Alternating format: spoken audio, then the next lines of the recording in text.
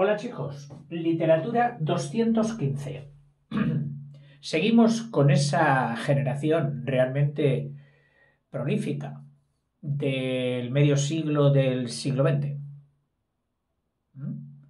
En concreto, vamos a ver a Juan Goytisolo. Juan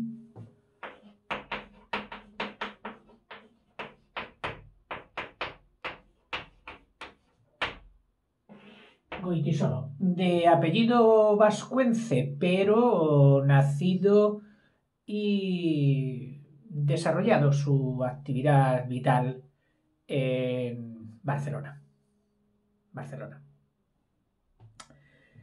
Nacería allí en 1931, en el mismo año en que se proclamaba la República, de una familia burguesa, con posibles para darle una buena educación en los mejores colegios de la ciudad. Pero la vida de Juanito, lamentablemente, se trunca de una forma... me falta adjetivo para determinarla. Horrenda. Cuando a sus 7 años ve morir a su madre en un bombardeo de la aviación italiana que se había aliado y se había puesto al servicio de las tropas de la sublevación. Este hecho marca una impronta en su vida indeleble. Guía toda su vivencia y sobre todo toda su producción literaria, que fue muy buena y muy extensa y reconocida por los premios que recibió. Estuvo marcada por este fatídico acontecimiento. Desde aquel momento desarrolla un aborrecimiento total e implacable contra la España de aquel momento, la España que era dirigida por los causantes, según él, de la muerte de su madre, y no solo por aquella España de ese momento, de su circunstancia, sino que la extiende a la España tradicional, toda la historia de España, toda. Yo creo que hasta de la prehistoria. Seguramente, pues, propiciado por la defensa que de esa tradición española hacía y del uso que hacía de esa tradición española el régimen que a él le repugnaba enormemente. Cosa muy curiosa. Goytisolo se exilia de España voluntariamente. Bueno, lo de exiliar entre comillas, es decir, siempre que se va de España busca otros aires, no hacia el norte, va hacia el sur. Recala en el Magreb, en el norte africano, en concreto en las naciones de Túnez y de Marruecos, donde llegó a formar realmente una vivencia continuada y consistente. Incluso desde los parámetros exteriores a la realidad de España, él, a diferencia de casi todos los anteriores, no se coloca detrás de los Pirineos y se pone la Torre Eiffel o qué sé yo, en Berlín, a mirar desde allí con sus prismáticos a la pobre España atrasada y triste, sino que lo hace desde el otro costado, desde el sur. Y tiene en sus ensayos esa visión periférica, es decir, desde fuera, desde la periferia, pero no desde el norte, desde el sur. Goytisolo llena un hueco, a mi modo de ver, por lo que he leído, en sus obras, buscado, pues como busco siempre en todos los autores, fragmentos para darme cuenta un poquito mejor y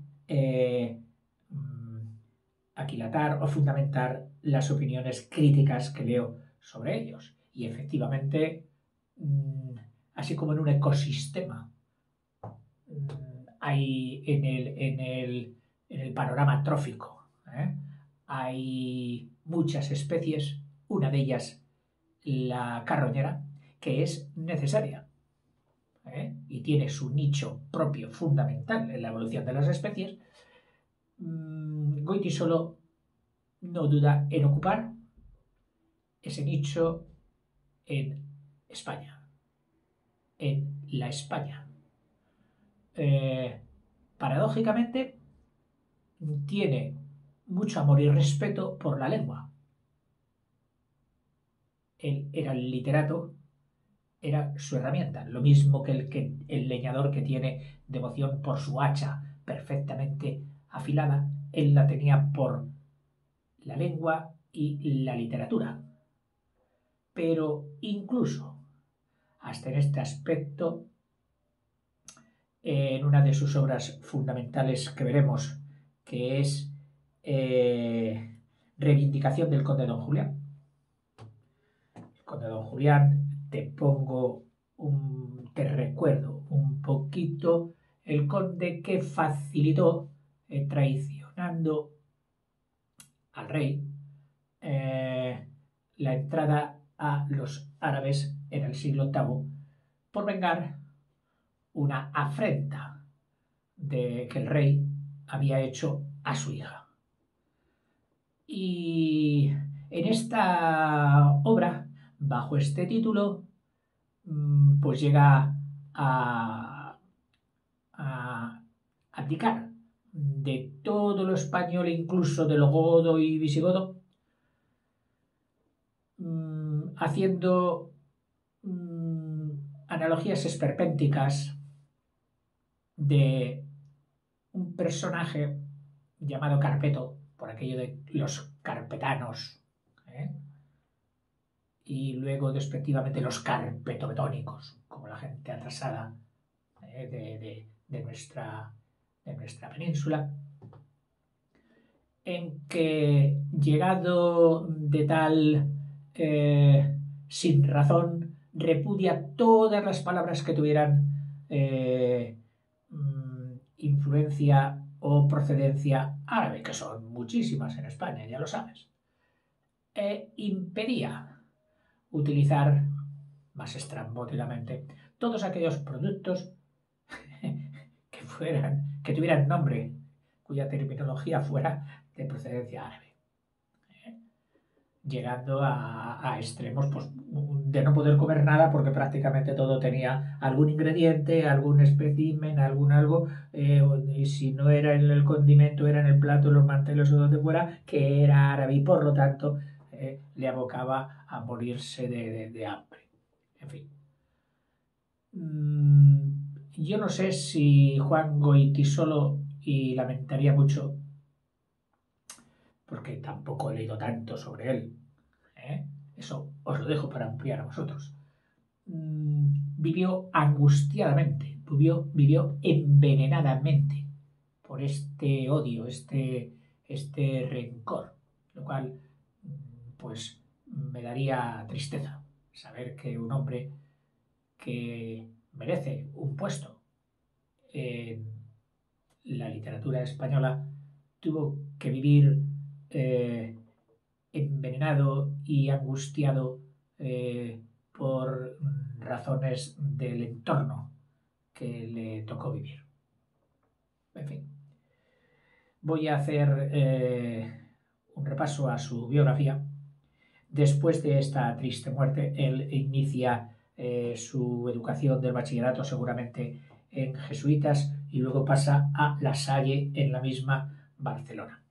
Hacia el 48 ingresa en la universidad y hace la carrera de Derecho con la intención de ser diplomático. Allí descubre la literatura, digamos, con letras mayúsculas, puesto que siempre había tenido afición. A los 14 años ya había hecho una novela.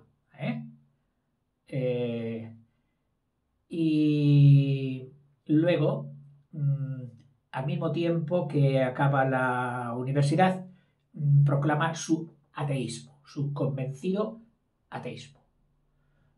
Yo estoy seguro de que sin duda, pues, alentado más porque él se daba cuenta de que en la historia de España la religión había sido siempre un factor fundamental que unos ponían como esencial de nuestra personalidad celtibérica y otros no, y otros la negaban. Entonces él decide enseguida que él no quiere nada con la religión, él es ateo. La primera novela que edita en el 54 a sus 23 años, prácticamente cuando acababa la universidad, es Juego de Manos. Juego de Manos. Juego de Manos. Que no sé si conoces, te lo recuerdo, que es la primera parte de un refrán que dice: Juego de Manos, juego de villanos, que se suele argumentar cuando alguien, pues, en sus conversaciones, en sus relaciones con los demás, pues siempre de forma más bien poco educada y un poco brusca, pues echa mano de las manos, es decir, da bofetadas en plan medio cariñoso, medio tal, espaldarazos, o sea que está hablando y parece un molinillo de repartir alemanes. Entonces se dice Juego de Manos, juego de villanos, queriendo decir que es de muy poquísima educación.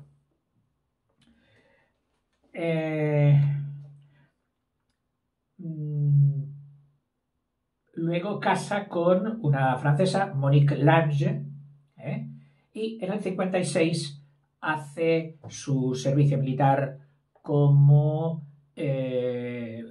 o en la variedad que se permitía a los universitarios para que no rompieran sus estudios, les permitían hacer la mili a trozos. 3 meses ahora, en un verano, entre curso y curso, y luego, pues al final, lo que te quede, pues en 6 meses. Tenían menos tiempo de lo normal y entraban ya directamente de sargentos. O sea, no entraban dentro de la tropa, ya iban vestidos de oficiales. Bueno, suboficiales, que creo que es lo que corresponde a los sargentos. Suboficiales de complemento, creo que se llamaba, o algo así. Lo hizo en la población vecina Barcelona, en Mataró, y de ahí sacó pues muchas historias que luego evocaría en sus relatos, en concreto en el relato La Guardia, las famosas guardias que había que hacer en los cuarteles, y aquí abajo. Hay una temporada a continuación que vive fuera, empieza por París, pero por algunas razones que hemos dicho al principio, no se encuentra a gusto y dice: yo fuera, pero al otro extremo, a África. Y entonces recorre Tánger, Marruecos, etc. Del 69 al 75, o sea, 6 añitos, se los pasa por Estados Unidos viendo la punta del iceberg de la modernidad y de los adelantos del mundo, que siempre para cualquier escritor pues es bueno conocer.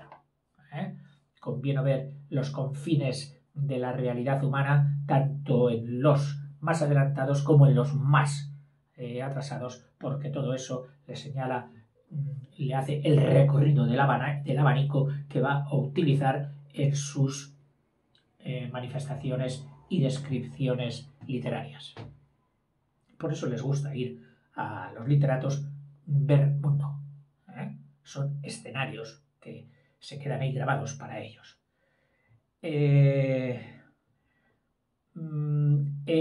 Allí, precisamente en Estados Unidos, le pica el gusanillo de hacer una novela picaresca, y la hace, en concreto La vida de don Estebanillo, hombre de buen humor. Y luego,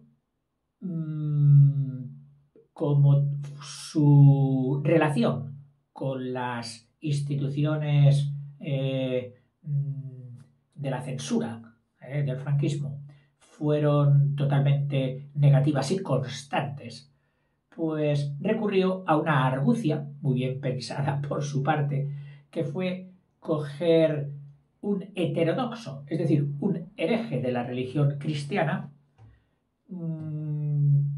que vivió ya en el siglo XVII, me parece, y que fue además escritor, etcétera, etcétera. Este hereje, por así decirlo, pues fue español, vivió en España, escribió libros, y entonces él lo coge como elemento de investigación y escribe un libro, Antología del Heterodoxo, que es el cultismo de hereje, José María Blanco White, que no solo fue él, sino que también fue una familia de 3 hermanos que todos destacaron en la cultura. Y entonces, al hacer esta antología, le permitía poner textos de este individuo famoso sin que la censura se los pudiera censurar ni prohibir. Él solo ponía lo que estaba escrito ya en la historia, y para la censura sería pues muy ya extralimitarse el censurar cosas que pertenecían, digamos, al acervo histórico-cultural de España. Y de esa manera, entre editar la antología y hacer el comentario crítico de los textos que editaba, pues él iba arreando estopa a los censores del franquismo. Desde el 60 desarrolla una pasión por el mundo árabe, que hemos dicho que fue parte fundamental de sus ensayos. Luego, en el mundo del periodismo, interviene también muy activamente y, sobre todo, como corresponsal de guerra del periódico El País en Chechenia y Bosnia, cuando estallan las guerras, todas guerras lamentables de los Balcanes. Criticó la civilización occidental ya no solo de España, sino la civilización occidental, contrapuesta por supuesto a la oriental, desde donde él la ve, la criticó desde un plan, ya hemos dicho, periférico, desde fuera. ¿Qué sois vosotros? Sí, vosotros, los españoles, los alemanes, los franceses, los ingleses, bla, bla, bla, bla, bla. O sea, la criticó. Al final ya prácticamente de sus días, abdica de la narrativa, dice ya, dejo la narrativa, dejo el ensayo, dejo el relato, dejo la novela, y dice, en el momento en que lo hacía pasaron por encima de mi cabeza unas, no sé si dijo una bandada de cigüeñas o algo bonito, y eso fue para mí la poesía, los poemas, y se dedica a hacer poesía. Sus obras fundamentales para el examen, pues es esta que te he citado, que es La reivindicación de Don Julián,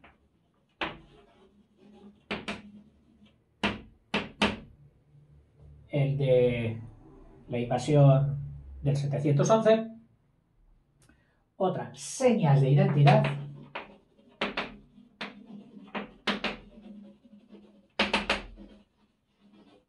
donde recorre peyorativamente todos los tipismos de España. Desde los toros, el vestir, esto, tal, el pam, pam, pam, pam, pam. Esto es lo que en algunos pueblos llamaban un tirasantos, no deja títere con cabeza. Bueno, el señor Goytisolo. Vamos, haciendo juego con su apellido, haciendo eso se quedaba solo. Otro, la resaca. La resaca, que sabes lo que es, son las consecuencias de algo que se hizo mal y a gusto, pero que luego se paga. Vamos, el post festum pestum, como decían los latinos, después de la fiesta, la peste. Y la isla. La isla. En concreto, los dos textos que he seleccionado, pues uno es de La isla, que es más bien de tipo costumbrista. Y el otro, que es el de la reivindicación del conde don Julián, un texto bastante ácido, pero que no he querido ahorrarte. La objetividad manda obliga a estas cosas. Y tú como estudiante y yo como profe, pues nos debemos al estudio lo más objetivamente posible de la literatura, en este caso. En este de La isla, una señora que no aparece precisamente en este título, Claudia, muy amiga de Dolores, ambas son de Málaga, pero que pasan sus momentos de veraneo y de esto en la vecina Torremolinos. Ya por entonces había eclosionado en un turismo verdaderamente variopinto y tremendo. Y aquí otros dos personajes masculinos ambos hablan de la relación matrimonial a la antigua y a la moderna, con sus encontronazos entre ambas. Mira, uno de los maridos dice, Celia, que es la mujer del que habla, dice, Celia tiene un amante. Sí, dije, ¿cómo lo sabes? No te tomes la molestia de fingir, estoy al corriente de todo. Ella y el jovenzuelo se largaron ayer de Churriana y me dejaron plantado. Churriana, que es un pueblo al lado. La infeliz no tiene la menor experiencia de la vida y el individuo ese la ha camelado y quiere arrastrar su buen nombre por el arroyo. Pero te juro que no lo conseguirá. Gregorio, que es el que habla, el marido de Celia, iba elevando la voz y los niños se acercaron a curiosear.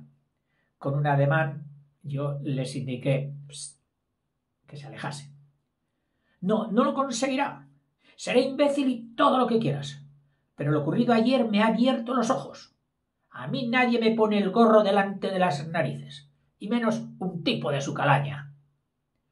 No te entiendo, dije. El individuo en cuestión ha estado en la cárcel por rojo.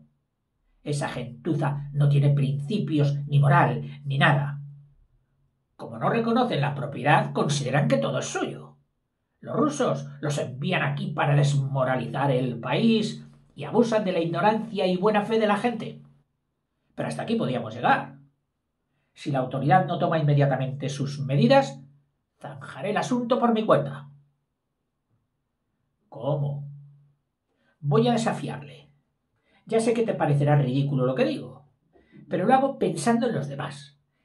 Esa canalla constituye un peligro para todos. Ya viste lo que hicieron en el 36. Robos, incendios, asesinatos. Si no nos defendemos ahora, nos apuñalarán un día por la espalda.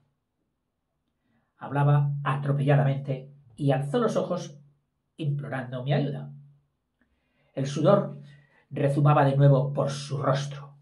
Aguardé unos segundos en silencio y encendí un cigarrillo. Gregorio, tú me decepcionas, dije. Sí, me decepcionas de verdad.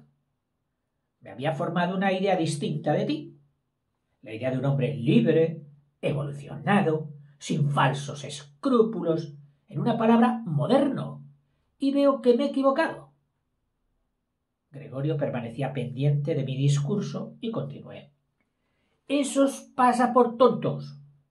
Queréis imitar a los americanos y los imitáis mal. Para vivir como ellos, uno ha de estar muy baqueteado. Ha de saber llevar los cuernos con gracia. Mira a Gerald. Él sí es moderno. Los españoles os buscáis una amiguita, bebéis un poco de whisky e imagináis que sois como ellos. Y no, señor. Os equivocáis. Metéis la pata. En cuanto sentís un pitón en la frente, parece que el cielo se os caiga encima. Enseguida habláis de honor, de venganza, de desafiar a otro. Y no es eso. Cuando uno se pica de moderno, debe ser moderno hasta el final.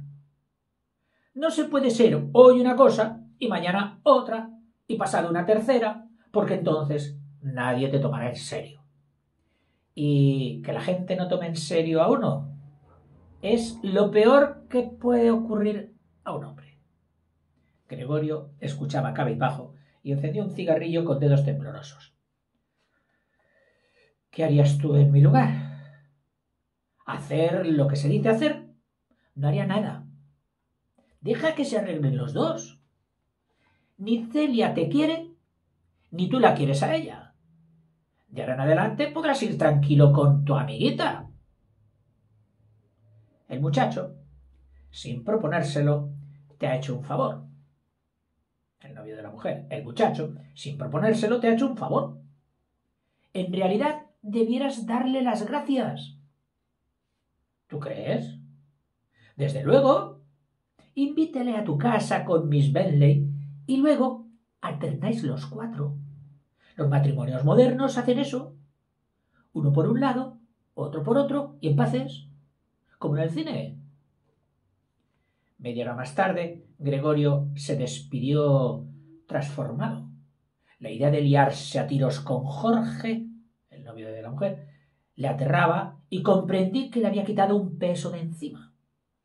Al llegar a la verja, encendió un puro y salió a la calle con porte de triunfador. Bueno, esto es de su novela La isla. Y ahora, un retazo de la novela Reivindicación de Don Julián. Al parecer, por lo que he podido ver, he leído esto y un poquito más, está en una especie de salón biblioteca con legajos antiguos donde se puede ir a ojear, a investigar, etcétera, ¿no? Dice, ojea en silencio sus tratados de jardinería. Habla de alguien que está en aquella sala juntamente con él. Él observa a los que están allí con él y va describiéndolos y luego también nos habla de los libros que acomete y de su opinión sobre ellos. Son todos libros históricos, y ya hemos dicho la repulsa que le produce todo lo que sea tradición española. Nada a la derecha, nada a la izquierda, libre totalmente en tus movimientos, con los libros apilados en el pupitre, erigiendo una protectora barrera entre ti y el guardián, el vigilante de la estancia aquella, que bosteza abismáticamente otra vez mientras tú buscas en el bolsillo izquierdo de la americana y sacas la fúnebre y recatada bolsita, tu pequeño capital, cifrando velozmente el modesto pero salutífero haz de posibilidades. Moscas, hormigas, abejas, tábanos, quizás alguna araña opulenta y velluda, vaciando el contenido sobre el hule.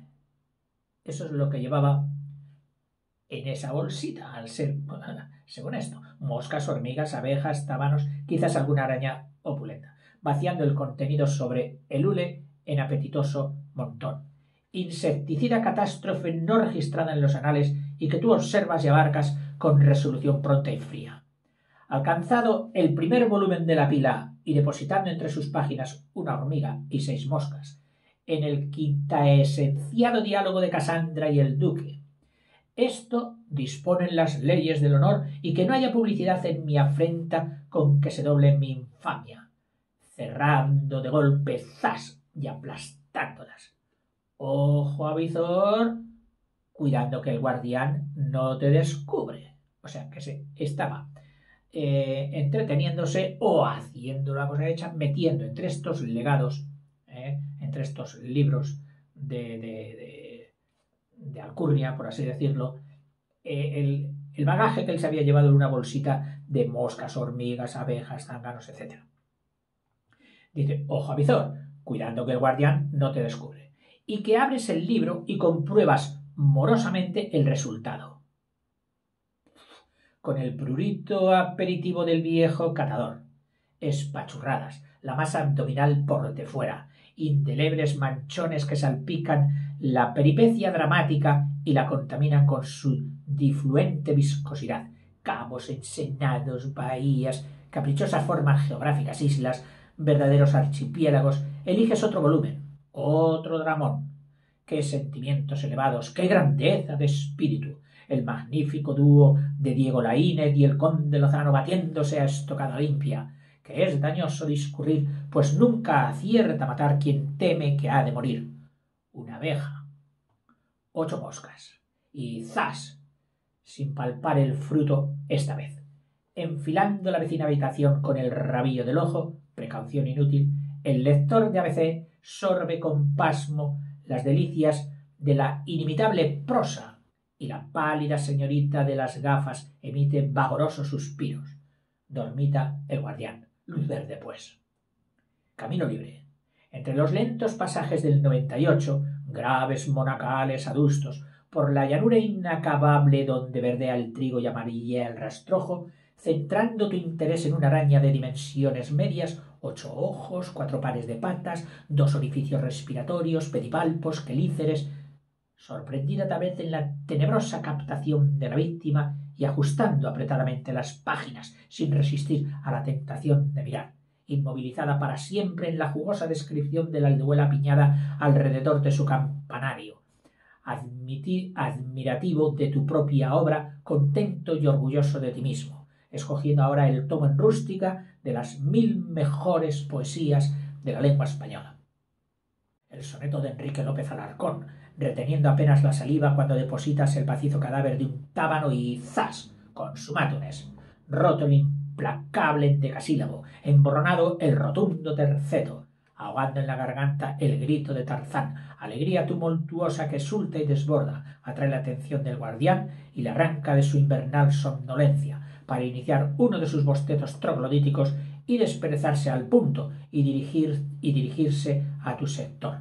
El tiempo preciso de espachurrar los últimos cadáveres y endosar una máscara seria y estudiosa. Simultáneamente a la alternada oscilación de las extremidades del hombre, que mira ahora por la ventana con injustificada aprensión y arriesga la diaria observación meteorológica. Como siga ese viento norte, mañana tenemos lluvia, ¿no cree? Tú dices que sí, probablemente. Y luego de cerciorarse que todo está en orden, él bosteza de nuevo, vuelve sobre sus pasos, vacila unos segundos, se deja caer, ontológicamente fundido con su sillón. Es el momento de escabullirse y devuelves los libros a su lugar, los de abajo primero y los otros con ayuda de la escala, a su vasto y tutelar panteón, bajando otra vez y ocultando la bolsita con la diáfana impresión del deber cumplido, cruzando la habitación en sentido inverso junto a la señorita de las gafas, la dama de luto y el flordeliseado